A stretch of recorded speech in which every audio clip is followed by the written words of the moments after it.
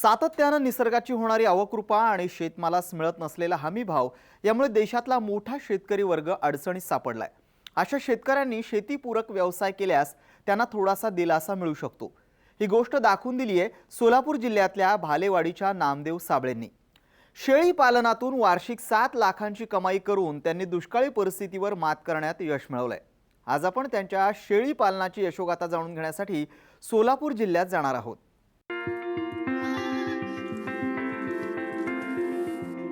हे आहेत सोलापूर जिल्ह्यातल्या करमाळा तालुक्यातल्या भालेवाडीचे नामदेव साबळे। गावातल्या विकास सोसायटीमध्ये सचिव पदावर नोकरीला होते। त्यांच्याकडे स्वतःची 7 एकर शेती आहे, पण शेती फारशी परवडत नसल्यानं त्यांनी शेळी पालनाचा मार्ग स्वीकारलाय। 25-30 वर्षाचा कालावधी आला, शेती व्यवसाय पूर्ण अडचणीत आलाय। बाजारभाव, नैसर्गिक आपत्ती आणि सुशिक्षित बेकारीचं प्रमाण वाढलं। या सगळ्या बाबीवर प्रदूषणाने ऋतुमानात सातत्य राहणार नाही म्हणून पिकाला वाजवी ॲव्हरेज मिळत नाही। 1 वर्ष पाऊस पडतो, 2 वर्ष नाहीत। अशा ह्या आपत्तीमुळे मी शेळी पालन हे व्यवसायाकडे वळालो। आणि शेळी ही 12 वनस्पती खाणारी जाते। म्हणे शेळी पालन, शेळीला जर समजा सोप्या पद्धतीने सांभाळायचं असेल तर 12 वनस्पती खाणारी जाते। म्हणून साठी सोप्या पद्धतीने सुबाबळ लावून शेळी पालन करणं एकदम कमी ह्याच्यात खर्चामध्ये होऊ शकतं। नामदेव साबळेंनी निवृत्तीनंतर शेळी पालन व्यवसाय स्वीकारलाय। जवळपास 15 वर्षांपूर्वी त्यांनी बांधावर सुबाबळीची लागवड केली। सुबाबळीचा शेळी पालनासाठी चांगला फायदा होतोय। साबळेंकडे सध्या 1 एकरात सुबाबळीचं पीक आहे। एकर आपल्याला जर सुबाबळ लावायची असेल 4.5 फुटी पट्टा काढायचा। 1 एकराला 3 किलो सुबाबळीचं बी लागतं, 1/2 किलो शिवरीचं लागतं। बी आणल्यानंतर पातेल्यात पाणी उकळायला ठेवायचं। पाण्याला पूर्ण उकळी फुटल्यानंतर पातेलं जमिनीवर घ्यायचं। 5 मिनिटं झाली की पाणी ओतून द्यायचं, बीवाल्या पोत्यात दडपायचं। दुसऱ्या दिवशी फुगलेलं बी एका ताटात काढायचं आणि लागण चालू करायची। पट्ट्याच्या एक बगली 2 फूट अंतरावर लागण चालू करायची। 10 झाडं सुबाबळी टाकलं, 1 शिवरी 1 तुती, अशा पद्धतीने लागण झाल्यापासून 6 महिन्यांनी खाद्य खायला येतं। खाद्य खायला आल्यानंतर शेळ्या खरेदी करायच्या। आणि आपल्या आतापर्यंतची जी शेळी पालनं फेल गेल्यात त्याचे एकमेव कारण खरेदी चुकलेली आहे। साबळेंची दोन्ही मुलं सचिन आणि नितीन यांच्यासह सुना आणि नातवंड त्यांना शेळी पालनात मदत करतात। घरातल्या प्रत्येक सदस्यानं शेळी पालनाचा व्यवसाय अंगीकारलाय। सध्या सकाळी आम्ही एक 7 वाजता खुराक टाकतो, मक्याचा खुराक। त्यानंतर 9:30 ते 10 वाजता हिरवा चारा बांधतो सुबाबळीचा। त्याच्यामध्ये वडाचा, पिपळाचा, तुतीचा, कडुलिंबाचा असा मिक्स चारा असतो सगळा। जास्ती 90% सुबाबळ असते। त्याच्यानंतर अर्ध्या तासाने मकाची किंवा गिनी गोलची कुट्टी असते। त्यानंतर दुपारी 5च्या नंतर सुबाबळ परत सकाळी टाकतो त्याच्या निम्मी। सकाळी साधारण 2.5-3 किलोपर्यंत असते।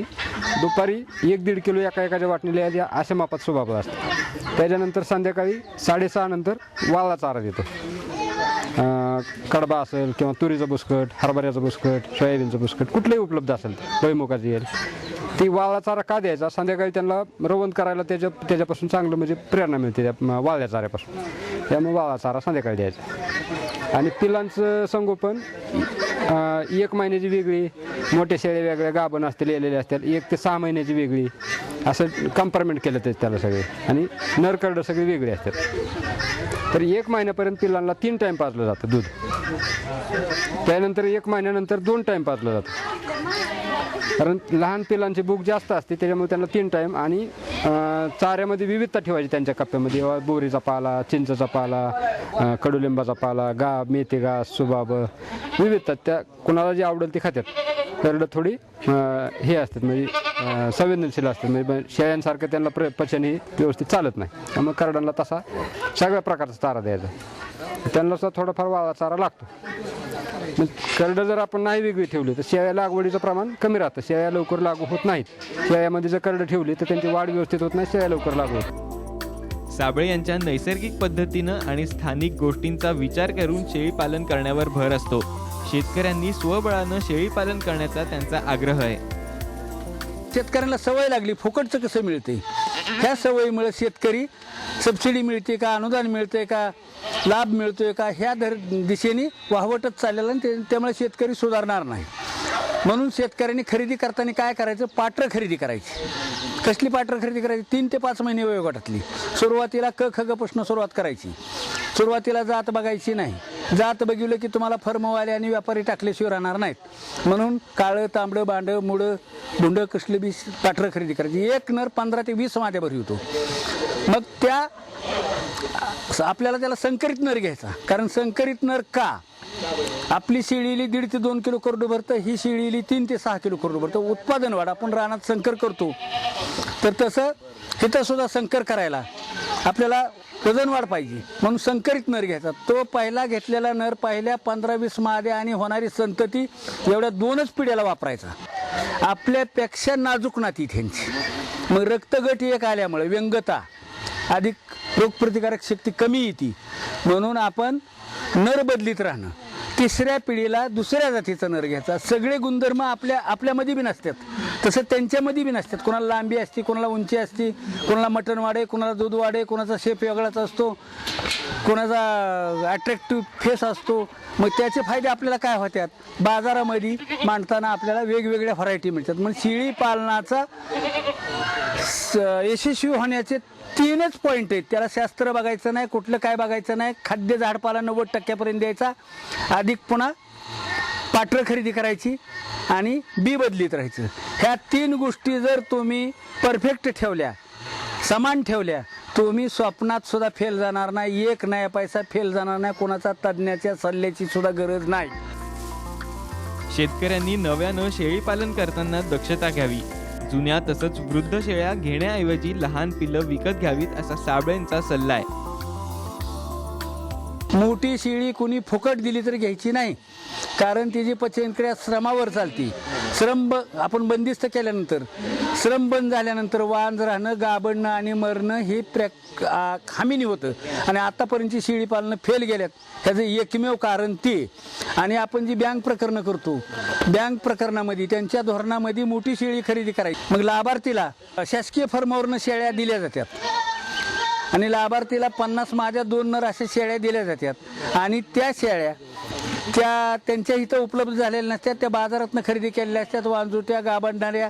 आणि ह्याच्यामुळे लाभार्थीला दिल्यानंतर आणताना 10 मारतात आणि आणल्यावर 75% मारतात. त्याच्यामुळं बँक तोट्यात, शेतकरी तोट्यात आणि प्रशासन तोट्यात. आज साबळेंनी 1 एकर क्षेत्रात शेळ्यांसाठी स्वतंत्र सुबाबूळ लागवड केली आहे. शेळ्यांच्या आहारात 90% सुबाबळीचा वापर होतोय. यावर त्यांच्या शेडमधील लहान मोठ्या आणि नर मादी धरून 110 शेळ्यांचं व्यवस्थापन योग्यरित्या होत आहे. ही अन्य झाडं आहेत आपल्या बांधावरची.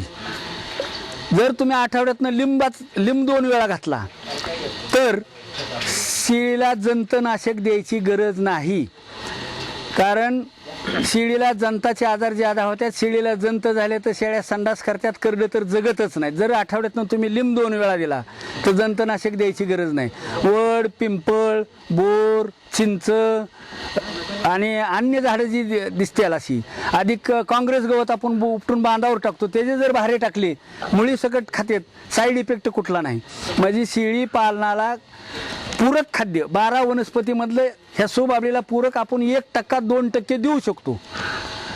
म्हणजे शेळी पालन 12 वनस्पती दिल्यानंतर रोगप्रतिकारक शक्ती वाढती, वजन वाढ, उंची वाढ, देखणेपणा आणि रोगप्रतिकारक शक्ती ह्या बाबी मिळतात. म्हणजे डॉक्टर जवळजवळ 1% लागतो. 99% डॉक्टर लागत नाही. ॲक्सिडेंटली आपण जसं एखाद्या वेळेस डॉक्टरला बी कळत नाही आणि आपल्याला बी कळत नाही, तसं जर झालं तर 1% मृत्युकीचं प्रमाण आहे.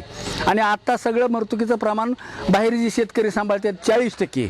फर्मावर सुद्धा सुबाबळीवर ह्या झाडपाल्यावर शेळी पालन नसल्यामुळं तिथं सुद्धा मृत्युकीचं प्रमाण जादा आहे, वजन वाढ नाही. मग ह्या झाडपाल्यामुळं हे फायदे भेटतात. शेळ्या विक्रीतून त्यांना आज वार्षिक 9 ते 9.5 लाखांचं उत्पन्न मिळत आहे. तर 2 ते 2.5 लाख रुपयांचा खर्च वगळता जवळपास 7 लाख रुपयांचा निव्वळ नफा हाती येतोय. सकाळी 3 तास आणि दुपारी 2 तास एवढ्या वेळात आम्ही पूर्ण शेळ्यांची वैरण काढीची व्यवस्थापन करतो. आठवड्यातून 2 वेळा शेळ्यांना लिंबाचा पाला दिल्यामुळे शेळ्यांना जंतनाशकाची गरज लागत नाही. सकाळी शेळ्यांना 10ला खायला दिल्यानंतर संध्याकाळी 6 ते 6:30ला खायला देतो शेळ्यांना. खाद्य फक्त 2च वेळा द्यायचं दिवसातून. त्याच्यात 90% सुबाबळ आणि 10% मका, ऊस याची कुट्टी आणि बाकीची वैरण हे सगळे 10%. तर 90% पूर्ण सुबाबळीचा चारा शेळ्यांना देतो आम्ही. सुबाबळीमध्ये पूर्ण घटक सगळे प्रथिने, लोह हे जास्त प्रमाणात आहे आणि शेळ्यांचा आवडता चारा म्हणजे सुबाबळ. शेळ्या त्या चाऱ्यात कावडीने चारा दुसरा कुठलाच खात नाहीत. शेळीपालनात वेळेच्या व्यवस्थापनाला खूप महत्त्व आहे. संपूर्ण साबळे कुटुंब आपापल्या नियोजनानुसार शेळ्यांची निगा राखण्यात दंग असतं. दररोज अनेक तरुण आणि होतकरू शेतकरी साबळेंच्या गोट फार्मची पाहणी करून त्यांच्याकडून मार्गदर्शन घेण्यासाठी येतात. साबळे त्यांना विना मोबदला मार्गदर्शन करतात. आमच्या आजोबाची शेती जमीन खूप थोडी आहे, 7 एकरच आहे. पण आमच्या आजोबांनी दिशा दिल्यामुळे माझे चुलते, माझे वडील हे शेतीत काम करतात व आमचे कुटुंब सर्व त्याला सहकार्य करतात. त्यामुळेच आम्ही सध्या सुखी जीवन जगतो. नामदेव आबा साबळे हे युवक मुलांसाठी की शेतीला जोडधंदा म्हणून आणि शेतीविषयक कमी खर्चात 0 बजेटमध्ये शेळी पालन कसं करायचं आणि येणाऱ्या जे हमी भाव असतील, शेतकऱ्याला जे इतर भावाला वाटतं की उसाला भाव द्यावा, अमुक द्यावा, अशा गोष्टीवर मात करण्यासाठी एक शेळी पालन हा जोडधंदा म्हणून व्यवस्थितरित्या करत आहेत. आणि प्रत्येक युवकांना ते वारंवार हेच सांगत असतात की शेतीच्या ऊसाच्या ह्याच्या जास्त नादी लागोस्तोवर एक 4 शेळ्यापासून ते 10 शेळ्यापर्यंत प्रकरण तुम्ही म्हणजे एक प्रोजेक्ट तयार करा. दुष्काळ तसंच हवामान बदलाच्या संकटामुळं आज शेतकरी संकटात आला असताना साबळेंनी मात्र वार्षिक नफ्यात काडी मात्र घट होऊ दिलेली नाही. उलट स्थानिक उपलब्ध गोष्टी तसंच निसर्गाचा अभ्यास करून आपलं शेळीपालन नफ्यात आणलंय. त्यांचं काम दुष्काळी भागातल्या शेतकऱ्यांना नक्कीच फायदेशीर ठरणार आहे. संतोष पवार, साम टीव्ही, भालेवाडी, सोलापूर.